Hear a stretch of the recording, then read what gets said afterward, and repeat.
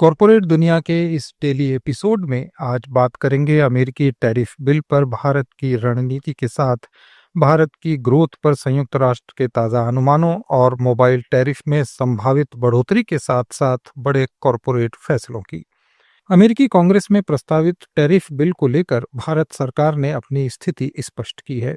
विदेश मंत्रालय के प्रवक्ता रणधीर जायसवाल ने कहा कि भारत को इस प्रस्तावित बिल की जानकारी है और इससे जुड़े सभी घटनाक्रमों पर करीबी नजर रखी जा रही है। उन्होंने दोहराया कि ऊर्जा स्रोतों को लेकर भारत का रुख पहले से स्पष्ट है। भारत वैश्विक बाजार के बदलते हालात और अपने 1 अरब 40 करोड़ लोगों की एनर्जी सिक्योरिटी रिक्वायरमेंट्स को देखते हुए विभिन्न स्रोतों से किफायती ऊर्जा हासिल करने की नीति पर काम कर रहा है। जो भी उनके साथ जो गतिविधियाँ हो रही है उस पर हम ध्यान अपना केंद्रित किए हुए हैं। साथ ही साथ मैं आपको बताना चाहूँगा कि जहाँ तक ऊर्जा स्रोतों का सवाल है उससे आप भली भांति वाकिफ़ है कि हमारा क्या रवैया है, क्या हमारा अप्रोच है। इस संदर्भ में जैसा कि आप जानते हैं कि हमारी जो हमारा अप्रोच होता है वो वैश्विक बाज़ार में क्या परिस्थिति है, किस प्रकार का माहौल है, उसको मद्देनज़र रखते हुए और साथ ही साथ जो हमारे अपने एक इम्पेरेटिव है कि हमारे जो 1.4 अरब लोग हैं उनको किस प्रकार से सस्ते दाम पर ऊर्जा मुहैया कराया जाए।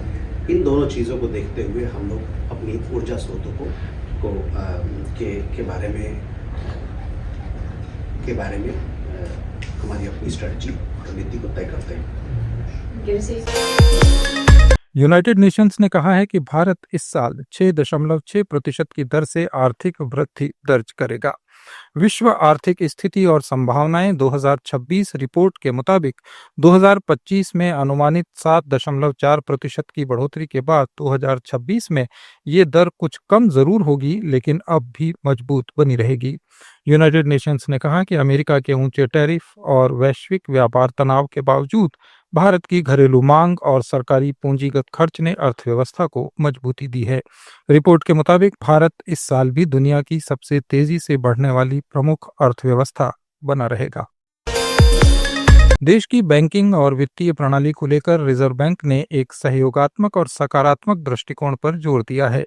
मुंबई में आयोजित कॉलेज ऑफ सुपरवाइजर्स के तीसरे वार्षिक वैश्विक सम्मेलन में आरबीआई के गवर्नर संजय मल्होत्रा ने कहा कि नियामक की कार्रवाई यानी रेगुलेटर की कार्रवाई तब ज्यादा प्रभावी होती है जब बैंक और फाइनेंशियल इंस्टीट्यूशंस ऑब्जर्वेटर्स को केवल गलती निकालने वाले इंस्पेक्टर के रूप में नहीं बल्कि साझेदार के रूप में देखते हैं। संजय मल्होत्रा ने कहा कि संस्थानों को केवल टिक बॉक्स पर आधारित संस्कृति तक सीमित नहीं रहना चाहिए। जून 2026 से मोबाइल सर्विसेज और महंगी हो सकती हैं। जेफरीज की एक रिपोर्ट के मुताबिक भारतीय टेलीकॉम कंपनियां एक बार फिर टैरिफ बढ़ाने की तैयारी में हैं। रिपोर्ट में अनुमान लगाया गया है कि जून में मोबाइल सर्विसेज की दरों में करीब 15% तक की बढ़ोतरी हो सकती है। रिपोर्ट के अनुसार 2026 की पहली छमाही में जियो के आईपीओ के आने की भी प्रबल संभावना है। विश्लेषकों का मानना है कि ये आईपीओ पूरे टेलीकॉम सेक्टर के वैल्यूएशन को बढ़ाएगा और टैरिफ बढ़ोतरी की जमीन तैयार करेगा। अनुमान है कि जियो अपने मोबाइल टैरिफ में 10 से 20% तक की वृद्धि कर सकता है। जापान की निवेश कंपनी सॉफ्टबैंक ने भारत की इलेक्ट्रिक टू व्हीलर कंपनी ओला इलेक्ट्रिक मोबिलिटी में अपनी हिस्सेदारी को और कम कर दिया है। कंपनी ने ओपन मार्केट ट्रांजैक्शन के जरिए 2.15% हिस्सेदारी बेच दी है। ये बिक्री सॉफ्टबैंक की निवेश इकाई SVF सेकंड ऑस्ट्रिच LLC के जरिए की गई। स्टॉक एक्सचेंज को दी गई जानकारी के अनुसार इस इकाई ने कुल 9,46,28,299 इक्विटी शेयर्स का निपटान किया है। ये बिक्री कई फेजेज में लंबी अवधि के दौरान की गई। इस ताज़ा सौदे के बाद ओला इलेक्ट्रिक में सॉफ्टबैंक की हिस्सेदारी घटकर 13.53% रह गई है, जो पहले 15.68 थी। हालांकि हिस्सेदारी घटाने के बावजूद सॉफ्टबैंक अब भी कंपनी का एक अहम इन्वेस्टर बना हुआ है। अमेरिका से आए रोजगार के आंकड़ों के बाद ग्लोबल शेयर मार्केट्स में पॉजिटिव रुख देखने को मिला। वॉल स्ट्रीट पर S&P 500 इंडेक्स शुरुआती कारोबार में 0.2% की बढ़त के साथ अपने अब तक के सबसे ऊंचे स्तर के करीब पहुंच गया। निवेशकों को उम्मीद है कि ये आंकड़े फेडरल रिजर्व की ओर से ब्याज दरों में कटौती की संभावनाओं को पूरी तरह खत्म नहीं करते, भले ही इसमें कुछ देरी हो। हालांकि वैश्विक बाजारों की इस तेजी का असर भारतीय शेयर बाजार पर नजर नहीं आया। घरेलू बाजार में सुस्ती रही और सेंसेक्स 0.7% की गिरावट के साथ बंद हुआ। अमेरिकी लेबर डिपार्टमेंट की रिपोर्ट के मुताबिक दिसंबर में एम्प्लॉयर्स ने उम्मीद से कम एम्प्लॉयज की भर्ती की, हालांकि बेरोजगारी की दर में सुधार हुआ। अर्थशास्त्रियों का मानना है कि कई कंपनियां फिलहाल अपने वर्कफोर्स का एक्सटेंशन करने से बच रही हैं, जिससे भर्ती की रफ्तार धीमी बनी हुई है। फेडरल रिजर्व पहले ही 2025 के अंत तक अपनी बेंचमार्क दर में 3 बार कटौती कर चुका है। अब अगर दिसंबर की जॉब रिपोर्ट उम्मीद से ज्यादा कमजोर साबित होती है तो 27-28 जनवरी को होने वाली फेड की अगली बैठक में ब्याज दर कटौती का मामला और मजबूत हो सकता है। अमेरिकी राष्ट्रपति ट्रंप की ओर से फेडरल गवर्नमेंट को $200 अरब के मॉर्गेज बॉन्ड खरीदने के निर्देश देने के बाद होम बिल्डर कंपनीज के शेयर्स में तेजी देखने को मिली। केबी होम, डीआर हॉर्टन और लेनार्ड कॉर्प के शेयर्स में 1 से 2% की बढ़त दर्ज की गई। एशियाई बाजारों की बात करें तो वहां मिला जुला रुख रहा। जापान का निक्केई 225 इंडेक्स 1.6% उछलकर 51,939.89 के स्तर पर पहुंच गया। इसकी सबसे बड़ी वजह फास्ट रिटेलिंग कंपनीज के शेयर्स में 10% से ज्यादा की तेजी रही। हांगकांग में चीनी आर्टिफिशियल इंटेलिजेंस स्टार्टअप मिनीमैक्स का आईपीओ बेहद शानदार रहा। लिस्टिंग के दिन इसके शेयर 109% तक उछल गए। वहीं चीन के शंघाई कंपोजिट इंडेक्स में 0.9% की बढ़त दर्ज की गई, क्योंकि वहां मुद्रास्फीति की दर 3 साल में सबसे तेज गति से बढ़ी है, जो मांग में सुधार का संकेत माना जा रहा है।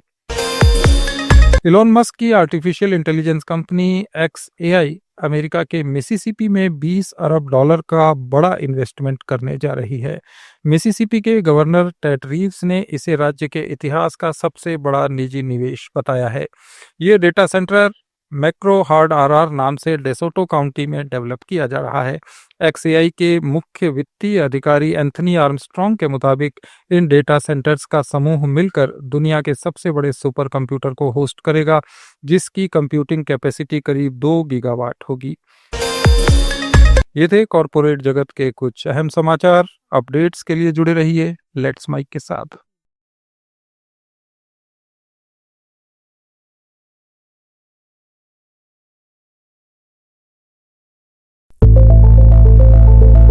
It's time for news. It's time for more than radio. Presenting the first radio news app, Let's Mic.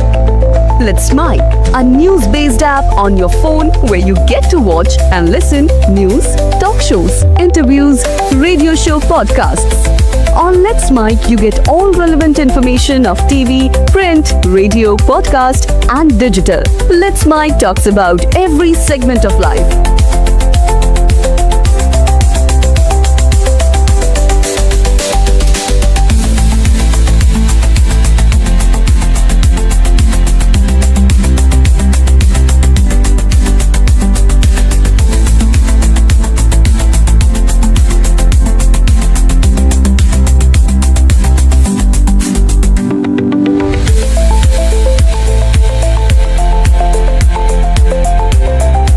Download the app now from Play Store. Available both on Android and iOS mobile phones.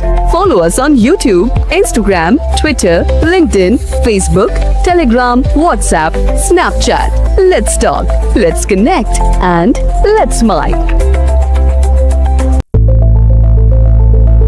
It's time for news. It's time for more than radio.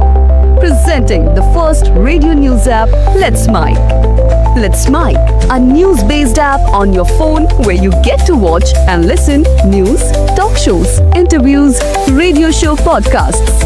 On Let's Mic, you get all relevant information of TV, print, radio, podcast, and digital. Let's Mic talks about every segment of life.